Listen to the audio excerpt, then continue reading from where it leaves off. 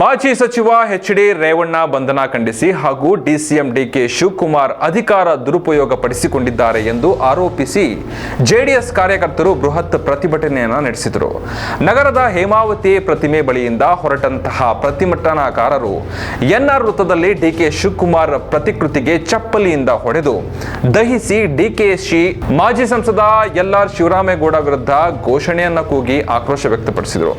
ನಂತರ ಜಿಲ್ಲಾಧಿಕಾರಿ ಕಚೇರಿಗೆ ಆಗಮಿಸಿದ ಪ್ರತಿಭಟನಾಕಾರರು ಡಿಕೆ ಶಿವಕುಮಾರ್ ಅವರನ್ನ ಬಂಧಿಸುವಂತೆ ಒತ್ತಾಯಿಸಿ ಡಿಸಿಗೆ ಮನವಿಯನ್ನ ಸಲ್ಲಿಸಿದ್ರು.